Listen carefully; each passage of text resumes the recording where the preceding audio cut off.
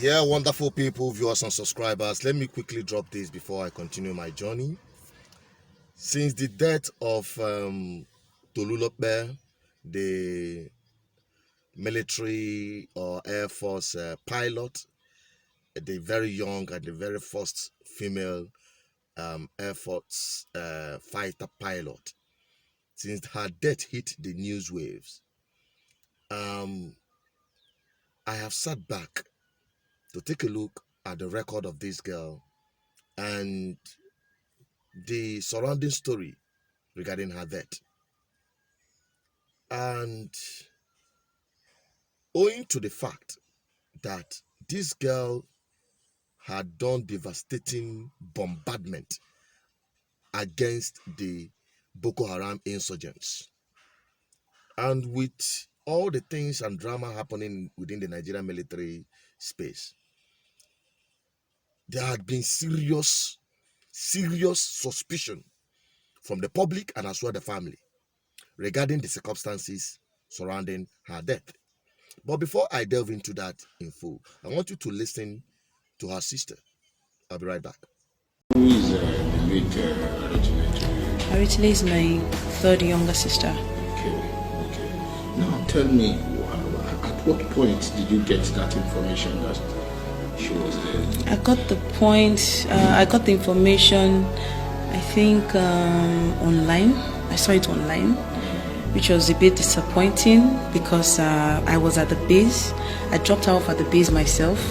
I dropped her at the Mami Market myself, and she insisted on going to laminate her certificate. So I wanted to, just to stay with her and all that, but she said I shouldn't worry, that the walking distance from the Mami Market to the quarters, because we had a very long day that day. We had a lot of things to do because she got a call to go to the Air Force base. I think she got a call. I don't know who the person is, but obviously a senior personnel. So I know for sure that she can't say no. So she was thinking she was supposed to have resumed since Monday this week, but for some reason, because of the weather and because of so many other things, they couldn't get her deployment letter officially in time. I don't know why. I don't understand the process as well. So at the end of the day, I left her at Air Force Base at Mami Market at 4:41 p.m. That was I left her there, and it's about 45 minutes to my house. So I drove and got home. I don't think I had settled for almost 10 minutes, and I got a call from her fiance that there had been an accident. I was confused because I know the Air Force base is not somewhere people can just speed. The max you could speed maybe is at 30 or 40 kilometers, and that is even quite high because there are speed bumps everywhere. And at the end of the day, I was told that she's been put in intensive care unit. I attempted so many times because I went back to the base. I attempted so many times to try to see her, but I was told that nobody can get in, and which is true now because of the corona outbreak and everything. So finally, when I left the Air Force base, I saw it online that she was late, and I was surprised because I was at the base trying to get information. But finally, I had to, since the information was leaked, I don't know why, I don't know how, I had to call some of her colleagues that I was aware of, and they confirmed that yes, it's true, but they couldn't tell me because they hadn't released a statement. And this was, I think, around 9:30 p.m., 10 p.m., I think, around that time. And the information officially didn't get out until almost 12 a.m. So maybe because some people knew her too much, she was very popular, so it's difficult to not, know that she was the one, that got hit.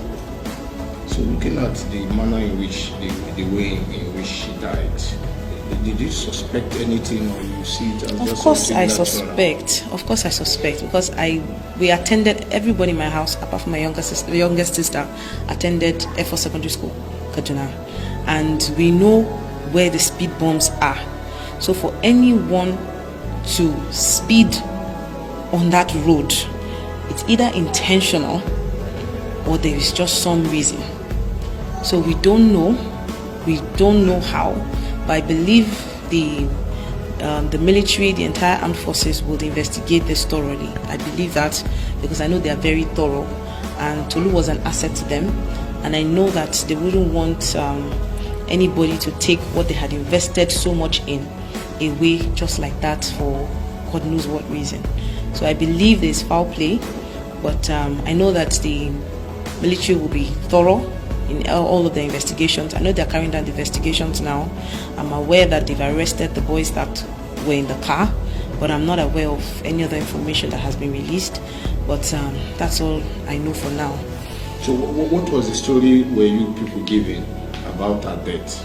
Well, the story that I was told, and I don't know if the medical report I heard is real or what is in the report, I'm not sure. But some of the people that were in the base there had very different versions. But one thing that kept coming out was the fact that she didn't even look at those people that were driving. She was backing them, and they reversed to say hello to her. That's their own version. They claim that she was one of their schoolmates, but I don't know how true that is.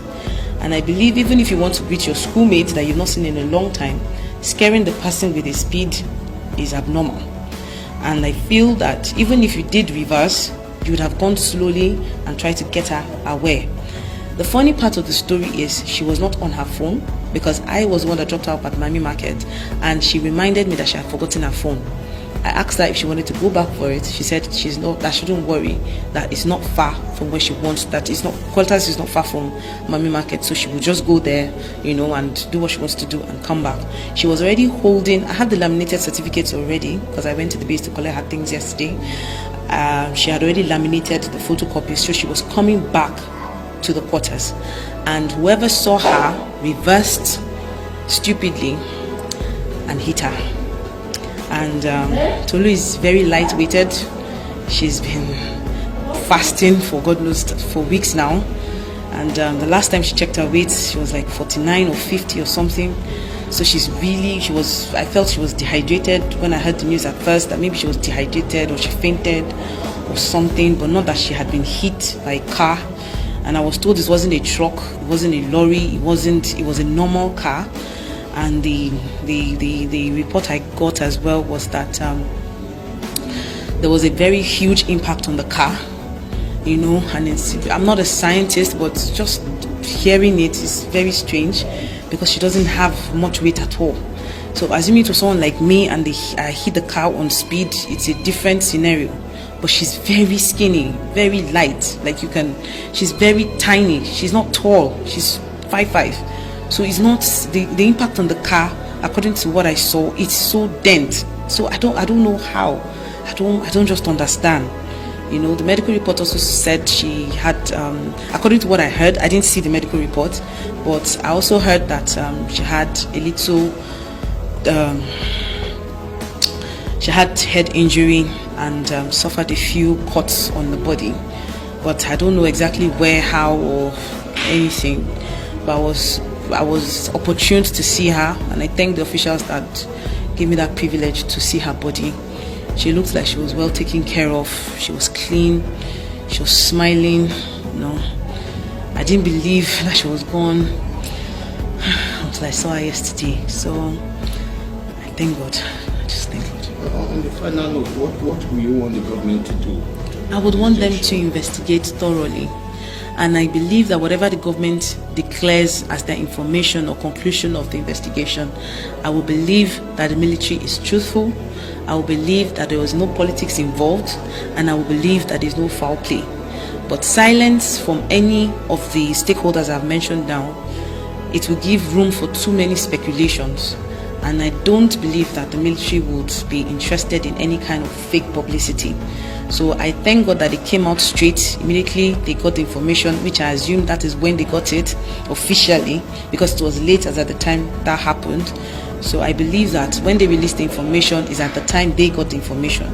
And surprisingly, the chief of air staff was at the hospital to confirm, because he was the one that decorated her, obviously. So he was there at the hospital to see for himself. Many of her senior officials were also there to confirm. So I just hope that they get to give us a response soonest, because this is going to be the second day the boys that were arrested have been in detention, and we're not really hearing any public declarations. So I hope that they get to at least give us something, so that at least my parents can have some sort of closure. So they won't just assume somebody targeted her, they won't just assume something bad happened intentionally, and they won't assume that, so many foul plays going on, because there's so many speculations online. Some were saying it's because she's a woman, some were saying there was a lot of politics, some were saying they were making money on her head. There's so many things online, that I can't share with my parents as well. But I just hope and I pray that they give us the right information, and give us information that is vital and, conclusive and scientifically believable. So that's what I hope for. Those boys on the last note, are they military or they are just civilian? Well, I'm not sure what they are, but the information I got from the sources that I have at the base, they said that they are not military, that in fact one of them has a relation in the base and he came to visit her. So maybe on their way back, or maybe they were just going to visit her, because if she is coming from Mami Market heading to the quarters, it means they were going towards the Mami Market or the other quarters on the side. So if that happened, that means that they reversed from the Mami Market T-junction. You see that? Now, this is coming from a close relation. And if you check the recent happenings within the Nigerian military or armed forces, you will understand there is a problem. There's a sabotage. There's a sabotage, serious one. Military personnel tendering their resignation, some of them abandoning the service and just quitting by themselves, and some of them coming out, some who are brave enough to address the media through the social media platform about the impunity happening within the ranks and files.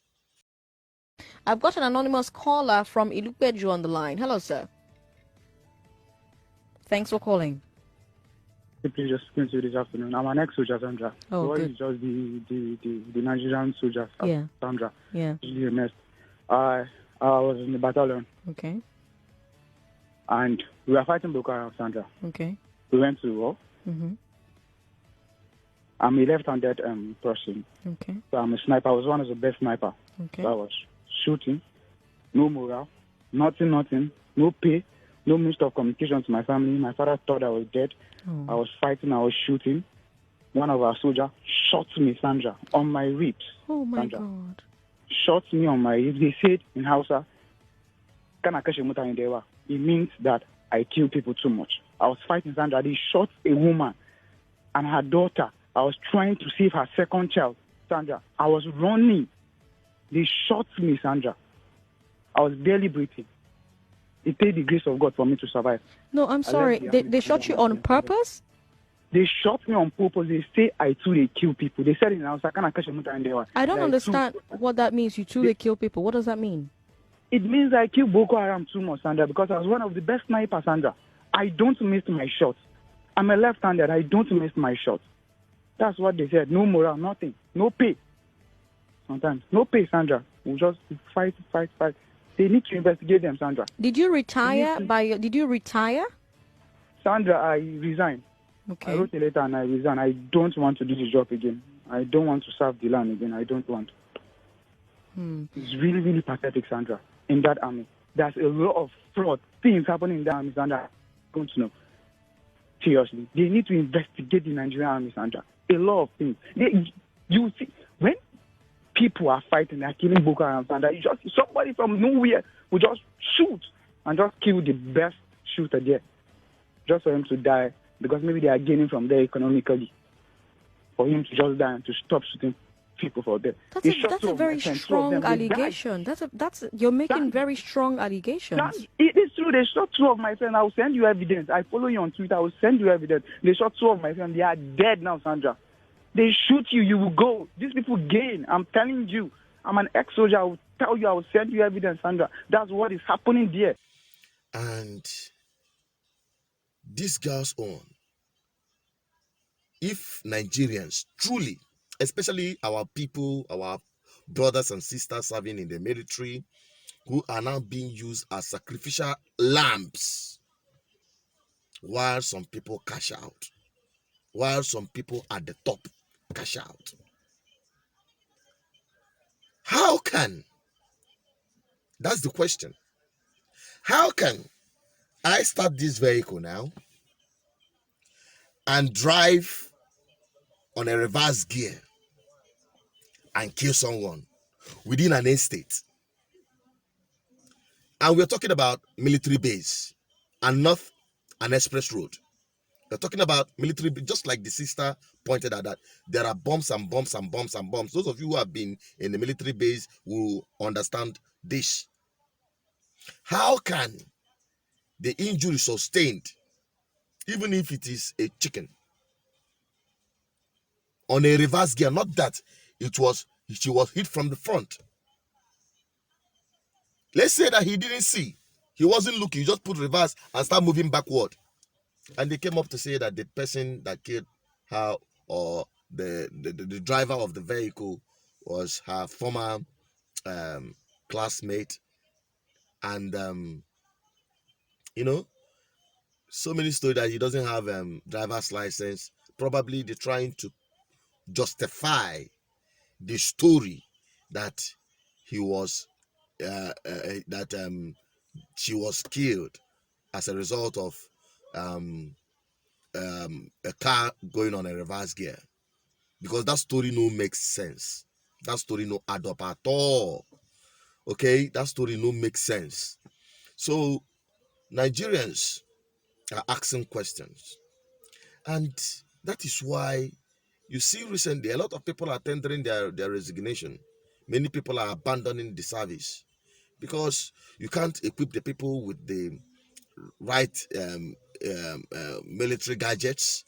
You can't even motivate them enough with their salaries and bonus or their benefit and all the rest of them. You can't even guarantee that.